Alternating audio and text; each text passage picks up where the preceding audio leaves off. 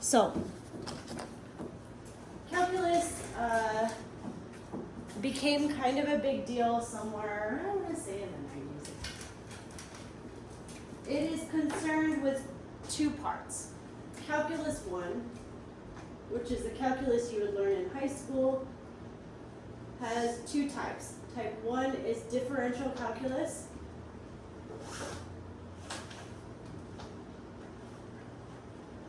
And the second one is integral calculus. And the basis of calculus is thinking about curves.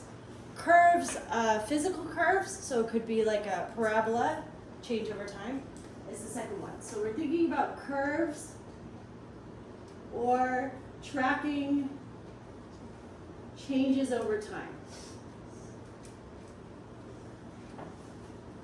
Okay? Differential calculus is concerned with slopes. Who here has learned slopes this year, right? Has to come. You have previously learned about slopes with lines. Agreed? Okay.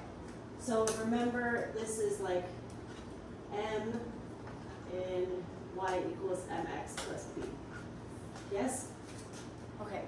So here's the trick. With slopes, a line has a consistent, constant slope. Agreed? So if you imagine, our problem is lines have a constant slope, which we have recognized as m, right? But most curves do not have a constant slope.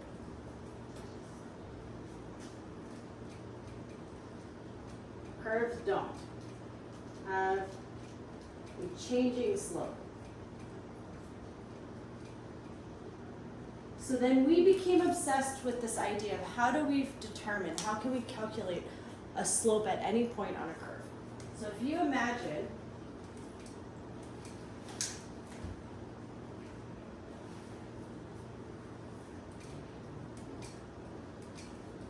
any line, right?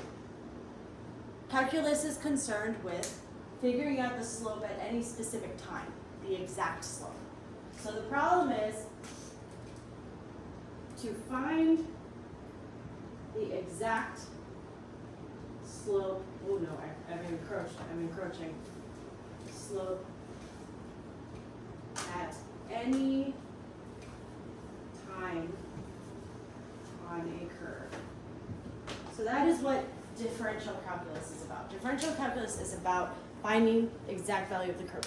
Why is that valuable? Because like if you are, I want you to imagine the NASCAR, right? The car is not going the same speed the whole time, but the car is going at different speeds, right? If you track that, you will have a curve. And people who do data from NASCAR will be able to use their computer models to say, well, at exactly this spot, you're consistently slowing down when you shouldn't have to, so iron it out. Or apply brakes earlier here, because we can see that the slope here is different. What they would do is they would look at the travel time of the car and the final race time, right? And they would be analyzing who's the fastest and how are they spending their energy on that track. That would be a question that we would be able to answer with calculus. Okay?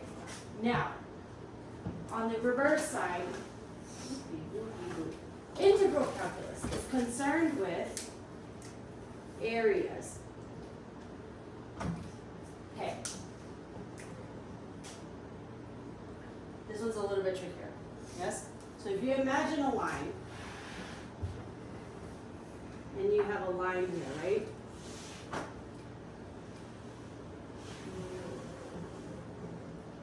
We'll say this is years, and then cost of fries. So we're tracking inflation. This is an econ thing. The cost of fries has been going up steadily by, let's say, 3%. That's the slope, right? But the real thing that you want to calculate is what is the total amount of money that has been spent on fries every year? Yes? That would be an area. So totals. Total amount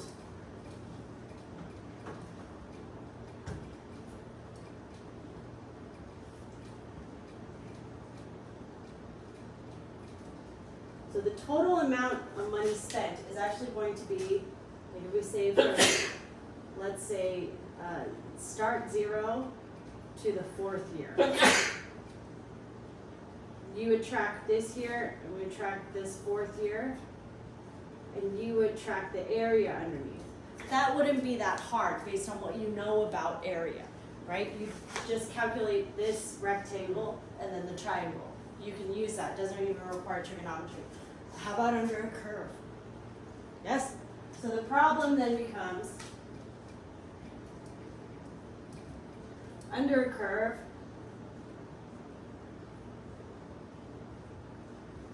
how can we calculate an exact value for a total?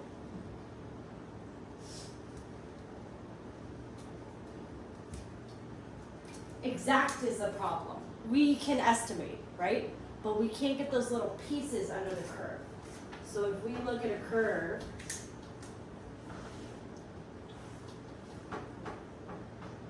right? If you want the area under the curve, it would look like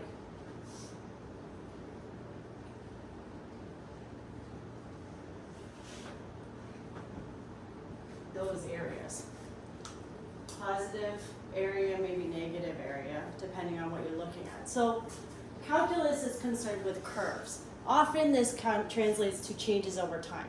Calculus is a very applicable form of mathematics. We see it in econ, we see it in science all the time, physics definitely. So if you are doing higher level science, you will have to learn calculus. That's why we spend so much time preparing for it.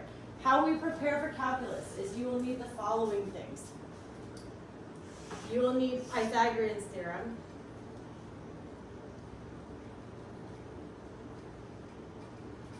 That's your a squared plus b squared equals c squared. This also gives you the distance formula, the distance between 2 points on a graph. Right? The second thing you're going to need is you're going to need trigonometry.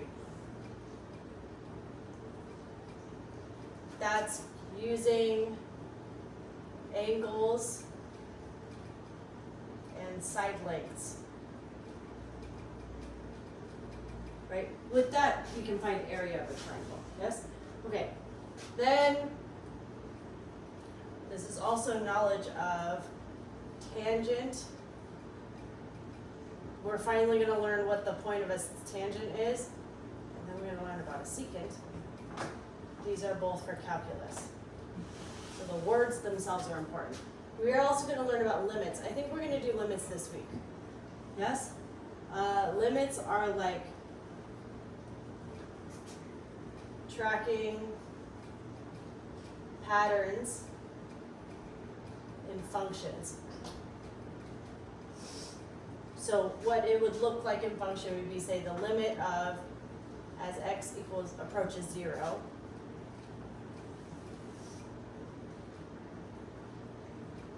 You might get something like that.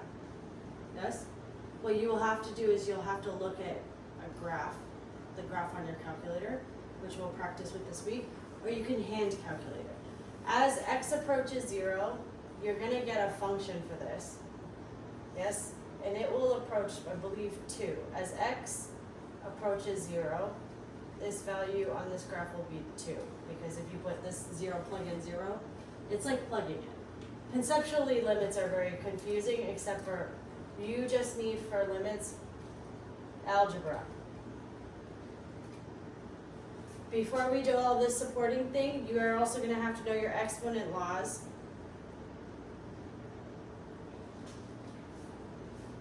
We did that last year, you and me. That's like, oh, yeah. So you need to know those. There's also, yeah, right? A squared to the third power is what again? It is not 10. It is a squared times a squared times a squared 3 times. Oh no, I was going to say What? A is now Right. 6. Oh, you're doing that one? No, I was doing, So yeah, that- no, I said that, I did 6. Oh, okay, sorry. All right. Okay. Okay. We're gonna practice this. I think me and you guys are gonna do this one.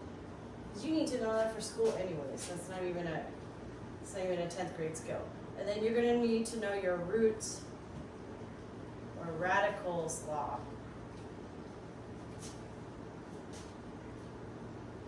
So to get to this type of math, you need to knock out these things. We did this one and this one last week, yes? We can feasibly get through these two, day one and day two, and then maybe this one will take the rest of the week. Limits are about visualizing. Luckily, because you guys have calculators and you'll be expected to use them, limits are gonna be a lot easier than just learning them cold. So I'm hoping maybe we can review, Danny and I can review these today, and then maybe jump to this, and then by the end of the week you can start calculus. The earlier you learn calculus, the better, because it takes a little while to start to like absorb it.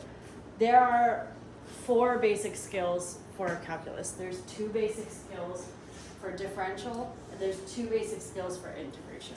So I think that on your first try, you want to focus on just doing the 2 skills for differentiation. This one is, once you learn differentiation, integration is basically the opposite of it. So if you learn differentiation well, integration is quite simple. Okay, I say that, but you know, it's a whole field of calculus. So, okay, so let's get started. I want to go